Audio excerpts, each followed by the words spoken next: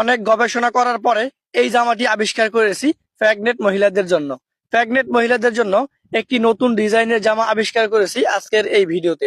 কিভাবে আপনারা জামাটি তৈরি করবেন আমাদের এই ভিডিওটা না টেনে সম্পূর্ণ দেখলে আপনি সহজেই এই জামাটা তৈরি করে নিতে পারবেন।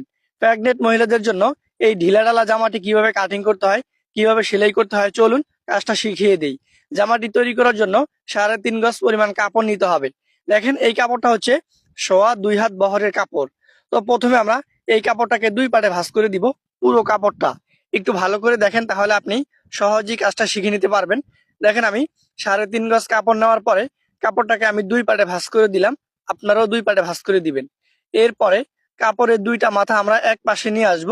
দেখেন কাপড়ের 2টা মাথা আমরা একদিকে নিয়ে এসেছি, আপনারাও কিন্তু একদিকে নিয়ে আসবেন।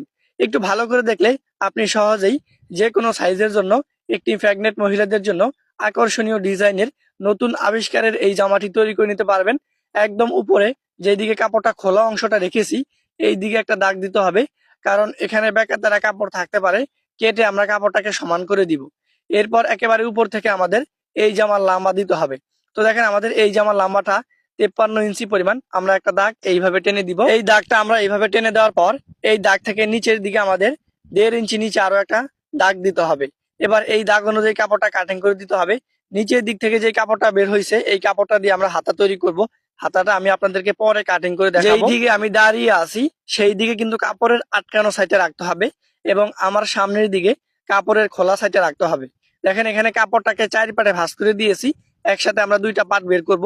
প্রথমে আমরা 1.5 ইঞ্চি পরিমাণে একটা দাগ দিব, উপরে একটা দাগ, নিচে একটা দাগ। এই দাগটা আমরা এইভাবে টেনে দিব। দেখেন আমরা দাগটা দেওয়ার পরে এই দাগ থেকে এখানে আমাদের 11 ইঞ্চি পরিমাণে একটা দাগ দিতে হবে। দেখেন 11 ইঞ্চিতে একটা দাগ দিয়েছি, উপরে একটা দাগ, নিচে একটা দাগ। এইভাবে কিন্তু আমাদের 2টা দাগ দিয়ে উপর থেকে নিচের দিকে দাগটা আমাদের টেনে দিতে হবে।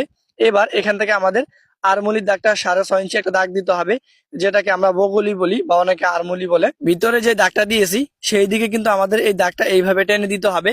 এরপর এখান থেকে দেখেন আমরা শোল্ডারের দাগ দিব 7.5 ইঞ্চি পরিমাণ। তো আমি যার জন্য এটা তৈরি করব তার বডি হলো 44 ইঞ্চি পরিমাণ।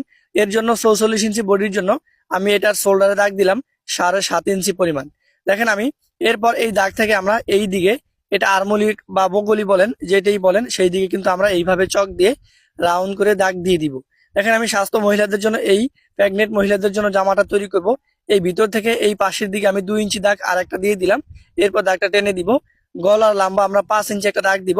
দেখেন যেই দিকে কাপড়টা আটকানো আছে সেই দিকেও 5 ইঞ্চিতে একটা দাগ দিতে হবে। এরপর এই ভিতরের দাগ থেকে কানের দাগটা এইভাবে আমরা টেনে দিব। এবার এই দাগ থেকে আমাদের নিচের